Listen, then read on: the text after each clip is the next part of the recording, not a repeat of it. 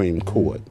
And the Supreme Court ruled that separate but equal was constitutional. Well, that gives rise then to what becomes known as the Jim Crow era. All right. Now, after 1896, what we then have in America, two distinct worlds, one black and one white. It gives rise then to the color theater, the white theater, the colored water fountain, the white water fountain, the color park, the white park, the colored school. And let's stop at the colored school because they were separate, but they were not equal. I remember growing up in the old city of Nashville, I attended the Wharton School. And at the old Wharton School, my first grade classroom was in the basement. When it rained on us in the basement.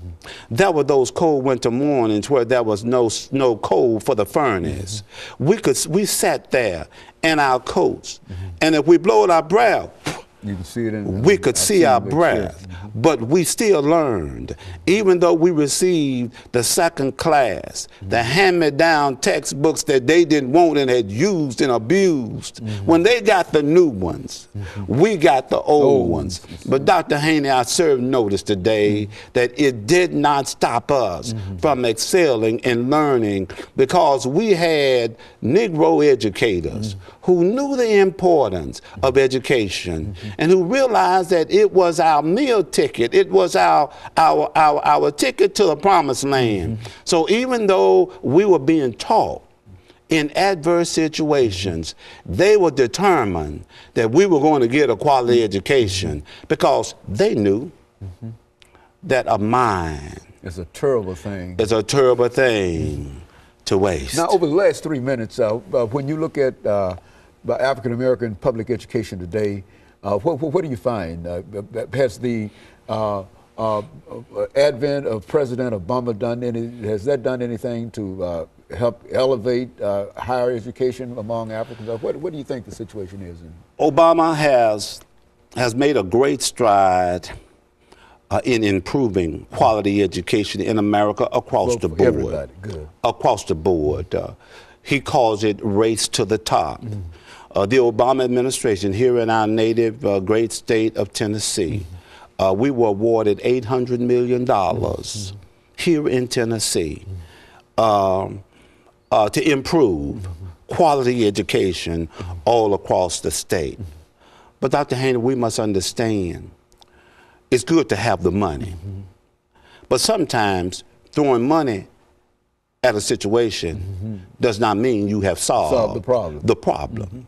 See, I have a problem sometimes when we take good money and throw it after bad money or throw it in the wind. Now, what I'm saying then with that, we do need the $800 million. But is the $800 million really being trickled down to those who really need the money in order to elevate and move forward with their future?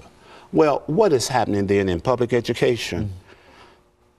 The poor, and especially African American students, and I want to emphasize African American males, we are being miseducated. See, it's one thing to be under the same roof with majority people, but I can be under the same roof and still be what? Miseducated. When I'm being taught by people who does not like me, who does not have any compassion or love for me, people who teach at me and not to me, people who does not understand my subculture, not trying to understand, people who misunderstand the goal of public education. That's why it's called public education. We educate everybody.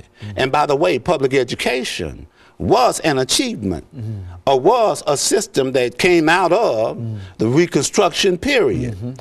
We must understand that we educate everybody. But when we look at public education today, and especially in Tennessee, we have what they call magnet schools. Okay, well, let's stop here, Dr. Baxter, because I think we're just about running out of time. All right. And I appreciate your passion. Very good. But we're just about out of time, and let us encourage our audience to tune in again next week for another informative edition of Comments. Thank you, and good morning.